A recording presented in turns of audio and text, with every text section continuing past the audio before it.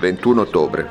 Come avevo anticipato, sarei dovuto arrivare all'aeroporto di Agadir, dove sarebbe atterrata Elisa, ma a causa dello sciopero dei controllori di volo, il volo è stato cancellato. La cosa mi ha particolarmente infastidito e ha fatto cambiare qualcosa in me, al punto che mi sarei subito messo in direzione di casa. Ma sono ancora molto lontano e anche se con un altro spirito vado avanti».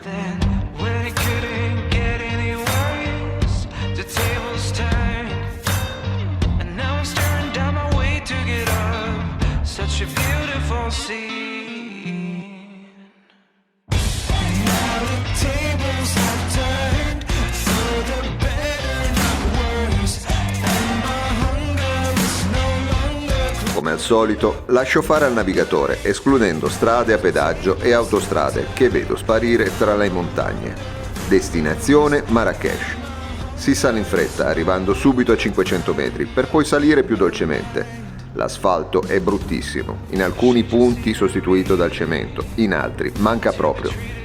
La strada è piena di sabbia e detriti provenienti dalla montagna e sul fondo sdrucciolevole ogni tanto il posteriore slitta. Sono costretto a viaggiare lentamente. Spesso manca anche il guardrail. Prima dell'ennesimo tornante scolgo le ormai famosissime capre sugli alberi e, preso dall'entusiasmo per fare uno scatto agli animali, mi fermo sul tornante senza accorgermi che dal lato destro il piede per poggiare a terra deve scendere di più, con questo inevitabile risultato: la fuga delle caprette e niente scatto.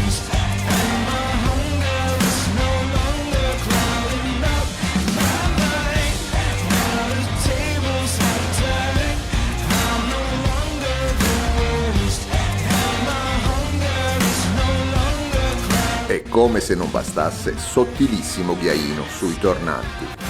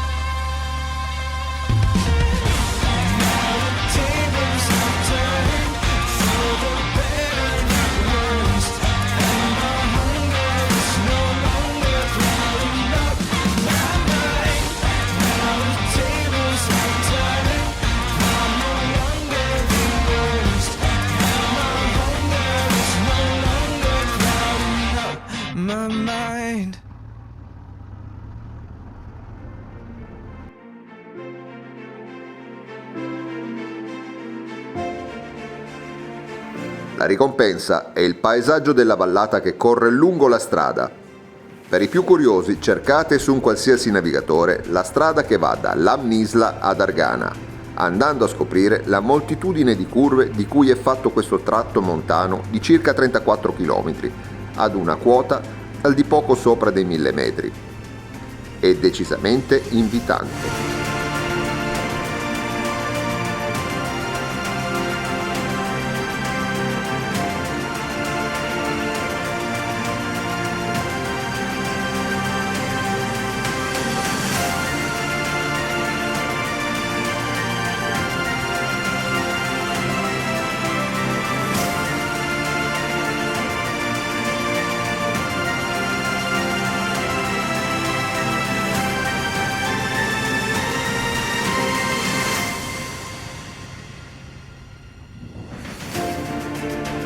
È certo che qui non troverete traffico veicolare. Gli unici utenti di questa strada sono i pastori con le loro capre che vivono ancora quassù. Nessuno quasi percorre più questa strada da quando sono stati costruiti i collegamenti più moderni che corrono a pochi chilometri più a ovest. Ma è solo da qui che potrete vedere i resti di antichi insediamenti abbandonati.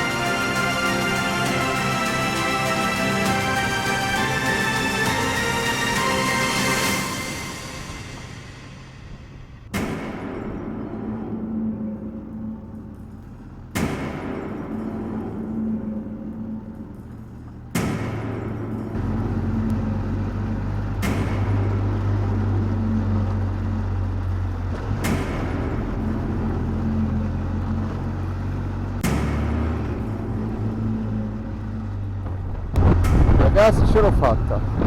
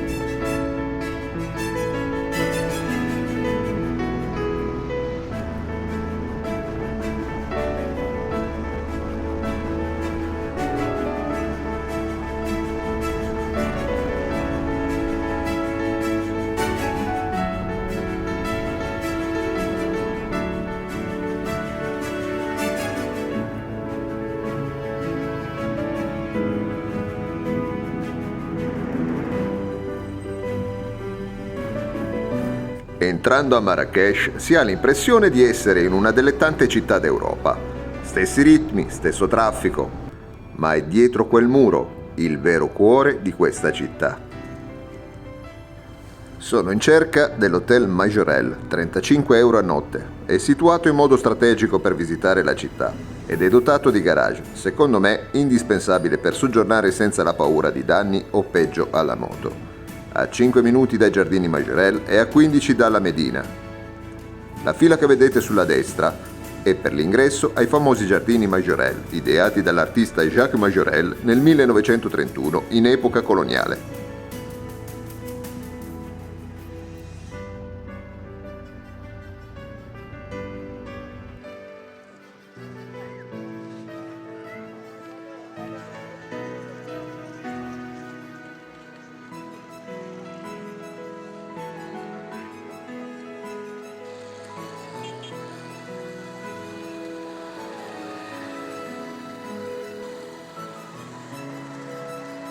Ed ora un giro nella città vecchia.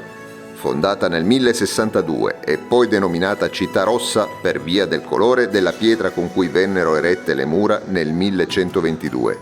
Oggi vanta ancora il più grande souk berbero del Marocco. Sempre viva, attiva e piena di turisti. Anche qui a tener banco sono i colori e gli odori, ai quali si aggiungono le luci. Dapprima soffuse, che accompagnano momenti effervescenti alternati a momenti di quiete, fino ad esplodere nella sua più famosa piazza. Piazza Jemaa El Fna.